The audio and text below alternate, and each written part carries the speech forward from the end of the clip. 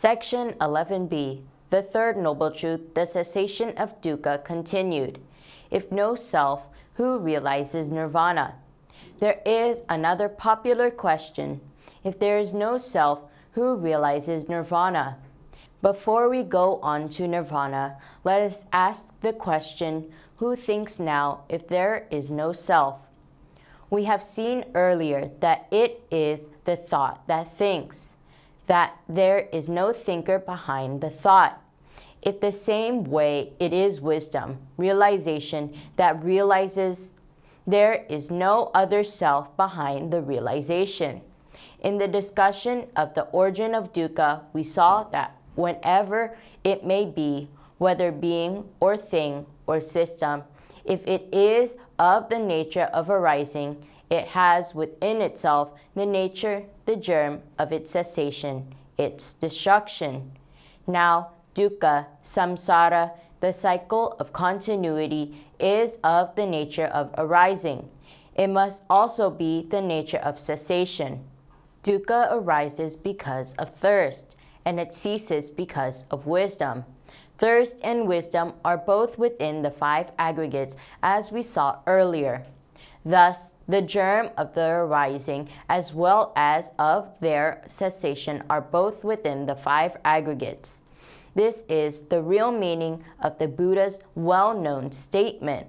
Within this fathom, long sentient body itself, I postulate the world, the arising of the world, the cessation of the world, and the path leading to the cessation of the world. This means that all the Four Noble Truths are found within the five aggregates, that is, within ourselves.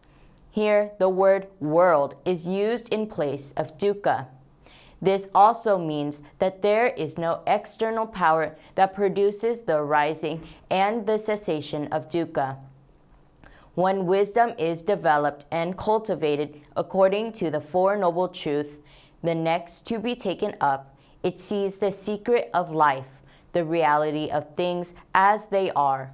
When the secret is discovered, when the truth is seen, all the forces which feverishly produce the continuity of samsara in illusion become calm and incapable of producing any more karma formations. Because there is no more illusion, no more thirst for continuity. It is like a mental disease, which is cured when the cause or the secret of the malady is discovered and seen by the patient. Nirvana in this life, in almost all religions, the summum bonum, can be attained only after death. But nirvana can be realized in this very life. It is not necessary to wait till you die to attain it. He who has realized the truth, nirvana, is the happiest being in the world. He is free from all complexes and obsessions, the worries and troubles that torment others. His mental health is perfect. He does not repent the past, nor does he brood over the future. He lives fully in the present. Therefore, he appreciates and enjoys things in the purest sense without self-projections. He is joyful, exultant, enjoying the pure life, his faculties pleased, free from anxiety, serene, and peaceful. As he is free from selfish desire, hatred, ignorance, conceit, pride, and all such defilements, he is pure and gentle, full of universal love, compassion, kindness, sympathy, understanding, and tolerance. His service to others is of the purest, for he has no thought of self. He gains nothing, accumulates nothing, not even anything spiritual, because he is free from the illusion of self and the thirst for becoming. Nirvana is beyond all terms of duality and relativity. It is therefore beyond our conceptions of good and evil, right and wrong, existence and non-existence. Even the word happiness, which is used to describe nirvana, has an entirely different sense. Here, Sariputta once said, "O friend, nirvana is happiness. Nirvana is happiness." Then Udayi asked, "But friend, Sariputta, what happiness can it be if there is no sensation?" Sariputta's reply was highly philosophical and beyond ordinary comprehension.